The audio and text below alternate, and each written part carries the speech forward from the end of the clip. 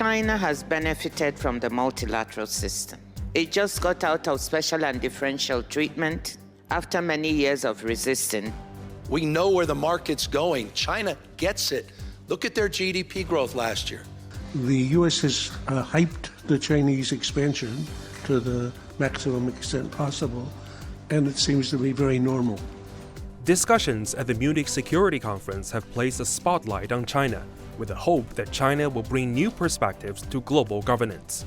过去1年，国际形势更加变乱交织，丛林法则、单边主义大行其道，人类和平与发展事业走到新的十字路口。 Against the backdrop of mounting global tensions and growing strategic anxiety, Wang Yi's speech has once again delivered a clear message that China sees itself as a source of certainty in an increasingly uncertain world. Wang has called for multilateralism as opposed to unilateralism. 中欧，我们应该携起手来，共同践行多边主义，共同维护联合国的权威，共同反对单边霸凌行径，共同维护自由贸易。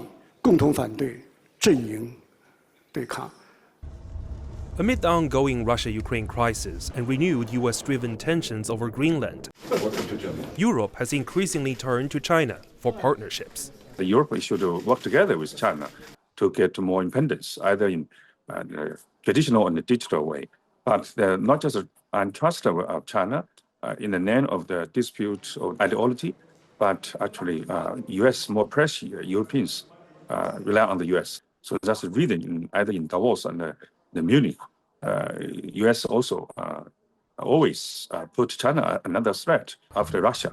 The concerns are shadowed by camp confrontation.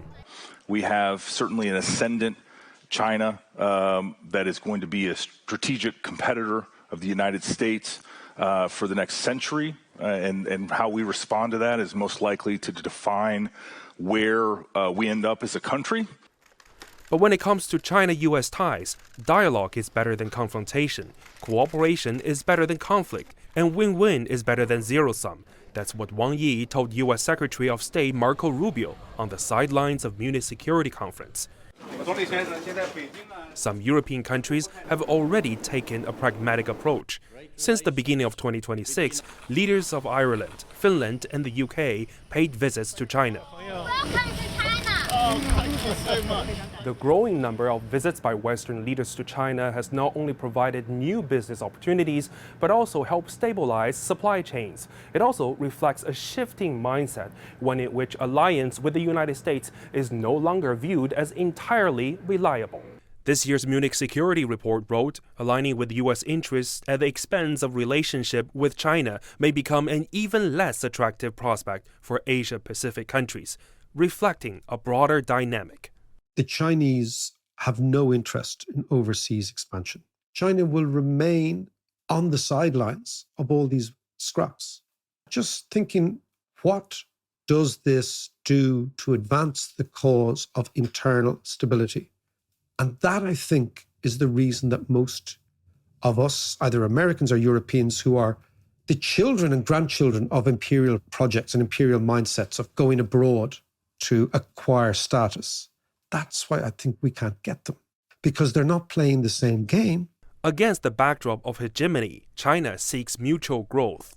China's economy is doing well. China's new 5-year plan is coming up, and China is in dialogue with every party. And then there's high hopes now that China can be a new big anchor to stabilize the world, at least to preventing the free falling of this multilateral system, and also a strong defender of the UN system.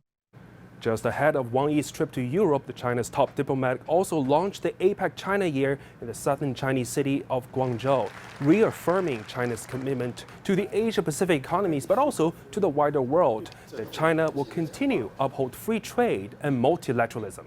China was the second largest contributor to the UN's budget last year. Adding to a sharp rise in China's contributions, the rate surged from less than 1% in 2000 to over 20% in 2025. The BRICS and the Shanghai Organization of Collaboration, which are economic unions and not military ones. And their aim is develop the world for the common aims of mankind. And Europe can only survive when we collaborate with the BRICS and especially China in building up the third world.